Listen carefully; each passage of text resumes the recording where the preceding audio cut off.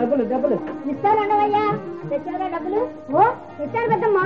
ఇవాళ ice creams అంతా బాగా అమ్మేస్తాను. ఇగో 2 పావలా. అలా తెచ్చావులే 2 పావలా. ముష్టి 3 రూపాయలన్నా లేదు. ఇదిగో పావలా. 10 పైసలు ఇవ్వరమ్మా, చాలా బరువు ఉన్నారే. ఊరు నుంచి మడా అని పడుకోను. ఒళ్ళు అయితే ఉంది కానీ బరువు ఎక్కడ ఉన్నారు అని గొంత. వెళ్ళ వెళ్ళ ముందే గీసుగారు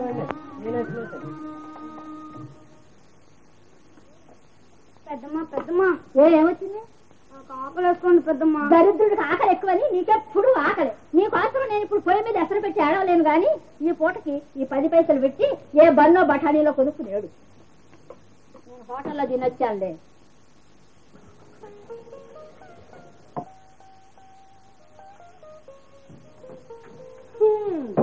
కొత్త ప్రాణికనే ఉండదు, పరగడపన ఆకలి.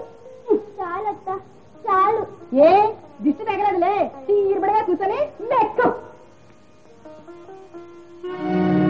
నేను తినలేదత్త, అన్నం వాసనేస్తుంది, చూస్తేనే డోకొస్తుంది. ఏమిటి ఏమిటి? వేడి వేడిగా వండి పెడితేనే కానీ మొత్తం మింగుడు పడదా? ఏ లోనికి ఇదిగో నీకు ఇవ్వాల్సిన పాలబాబు 18 రూపాయలు. అవునమ్మా, పిల్లదాన్ని శుభ్రంగా తిండినా కట్టకుండా ఇలా మారిస్తే అది ఇప్పుడు కడుపు తేలుస్తుంది. చాలేవయ్యా, అసలు నా ఎందుకు కూడా నీకెందుకు? ఎందుకంటే వాడు కదా. సర్లే ఊరుకోమ్మా, ఊరుకో. నోరు వాయి గల్చాన్ని పట్టుకుని నరకేతం పెడుతోంది. ఊరుకోమ్మా, నీ పెద్దమ్మ గుర్తు చేస్తాడా?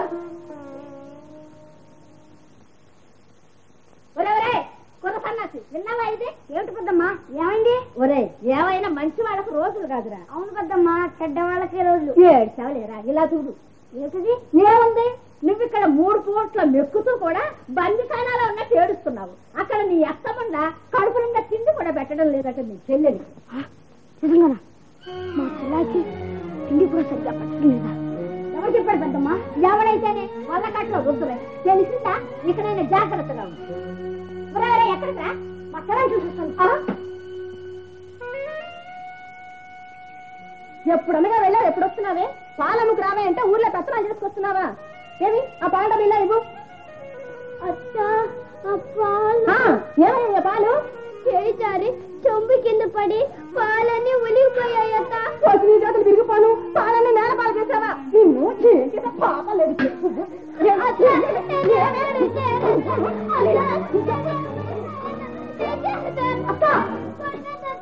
మా చెల్లెలు ఎందుకలా కొట్టావు? నీకు గుర్తుందా లేదా? రాక్షసి ఏడొస్తా నిన్ను తీసుకెళ్తాను. నువ్వా? తను దూర సంత లేదు మెడక డోలని ఎక్కడికి తీసుకెళ్తావరా? ఎక్కడికైతే నీకే. మా చెల్లకి సరిగ్గా అన్నం కూడా పెట్టడం లేదట. నేను ముష్టించినా సరే మా చెల్లకి కడుపుండా తిండి పెట్టగలదు. ఏడిచావు. నువ్వంటే గుండ్రాయిలా ఉన్నావు. 4 వీధులు తిరిగి ముష్టి ఎత్తుతావు. ఒరే, దాన్ని నీతో కూడా తీసుకెళ్ళడానికి వీల్లేదు. నువ్వే చెప్పడానికి రా చెల్లాయి. ఆగో, అలా దిష్టి బొమ్మలా చూస్తూ నుంచుంటారేవయ్యా? వీడికి 4 చీవాట్లు పెట్టగా. ముందు ప్రసాద్, ఉక్కు రోజు బట్టి తీసుకెళ్తే ఏమైనట్టు? డబ్బు సంపాదించి పోషించొద్దు. ఏ నేను సంపాదించలేనా? మా చెల్లాయికి అన్నం పెట్టలేనా? మా మంచి మాట అన్నావు కానీ బాబు, అదంత తేలికైన పని కాదు. కష్టపడాలి, పని చెయ్యాలి, డబ్బు సంపాదించాలి, పెద్దవాడు అవ్వాలి. అప్పుడు తీసుకెడితే అందరూ సంతోషిస్తారు. ఊరుగా తిరిగేనా సరే ఏదో ఒక పని చూసుకుంటాను. కష్టపడి డబ్బు సంపాదిస్తాను, పెద్దవాళ్ళు అవుతాను. మా చెల్లాయి కోసం ఏమన్నా చేస్తాను. వస్తాను చెల్లాయి.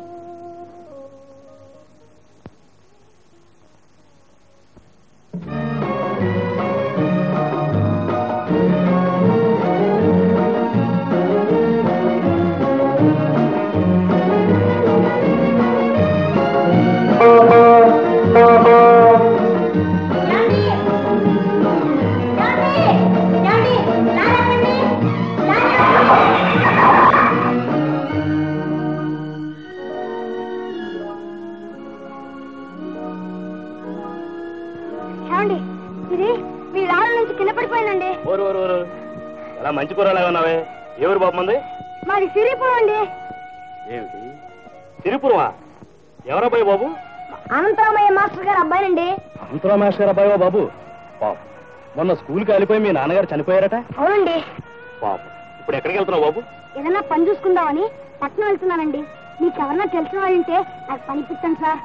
నాకు తెలిసిన మంచి మెకానిక్ ఉన్నారు, వారి దగ్గర నిలబెడతాను. జాగ్రత్తగా పని నేర్చు, పైకి వస్తాను.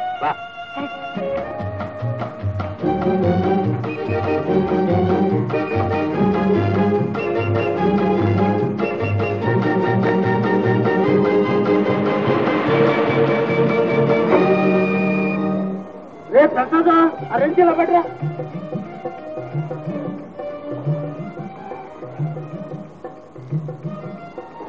అబ్బా నా కర్మ కొద్ది దొరికింది ఈ సన్నాసి కారు. రే వెంకటేశ్వర ఈ కారులో చూడు, నేను అక్కడ పారను కారు చూస్తాను.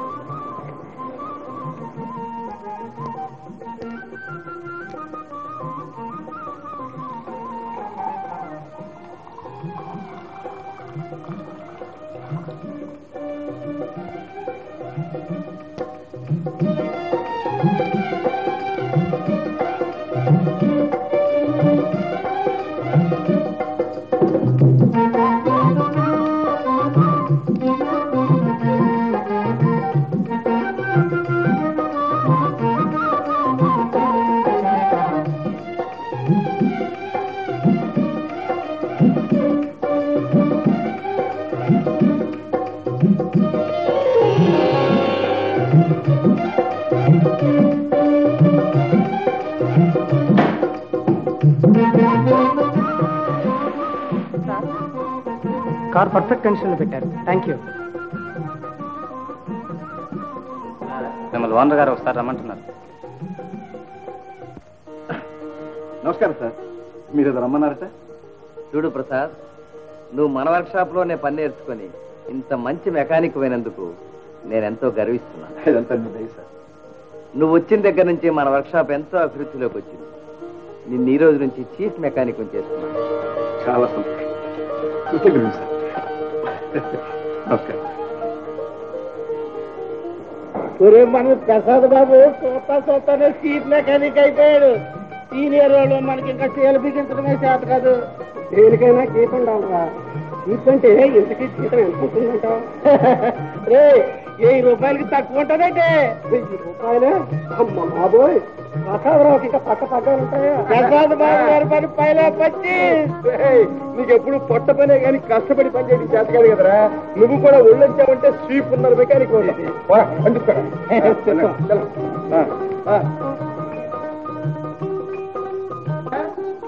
శారదా, శారదా, ఎవరు? నేనే సార్ ప్రసాద్ రే. క్లాస్ ఉన్నావా?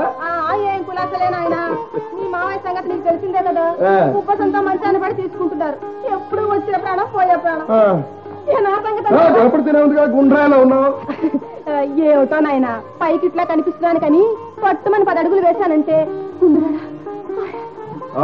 పాపు శారద ఎక్కడుంది కనపడదే?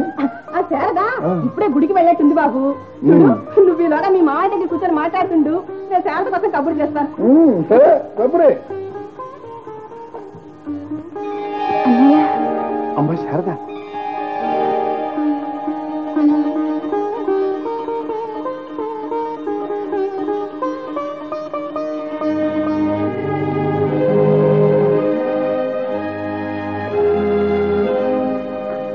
అన్నయ్య. అమ్మా ఏమిటమ్మా ఈ వాళ్ళకు? ఈ వాళ్ళ చెంబేమిటి? ఈ చిరిగిన జాకెట్ ఏమిటి? ఏమిటమ్మా అయితే నువ్వు గుడికెళ్ళి రావటం లేదన్నమాట. అమ్మా నీకోసం అంత డబ్బు పంపిస్తున్నాను, అన్ని చీరలు పంపిస్తున్నాను. అవన్నీ ఏమైనాయమ్మా? ఏమైనా చెప్పమ్మా, ఏమిటమ్మా ఈ వాళ్ళకం? అదంతేరా నాయన, ఓ కొత్త చీర ఇచ్చి కట్టుకోమన్నా చేతా కాదు వాతా కాదు. ఎంతసేపు దాని ఆటలు దాని పాటలు. నువ్వు చెప్పేవన్నీ అబద్ధాలని తెలుస్తూనే ఉంది. దానికోసం పంపించిన నగలు బట్టలు అన్నీ నువ్వు కట్టుకుని కులుకుతూ దాన్ని అలా ఒంటి బట్టతో బజార్లో బొమ్మలా నిలబెట్టావన్నమాట. అది కాదు బాబు, నా మాట విను. ఏమిటి వినేది? మనిషి కనపడుతూనే ఉంటే దాని చేత అడ్డమైన చాకరీ చేస్తున్నావన్నమాట. అసలు నీ బుద్ధి నాకు తెలుసు. అయినా ఈ మాత్రం జ్ఞానం లేకపోతుందా? తల్లి బిడ్డ సరిగ్గా చూడకపోతావు అనుకున్నాను. అయ్యో అయ్యో అంతంత మాట్లాడక బాబు. ఈ పూట పనివాడు రాకపోతే ఆ పాలు కాస్త పోసి రమ్మన్నాను అంతే బాబు. చాలే ఊరుకో. ఇంతవరకు నీ కళ్ళబొల్లి మాటలు నమ్మి మోసపోయాను. ఇక నేను మోసపోను. నా చెల్లెలు నాతో తీసుకుపోతాను.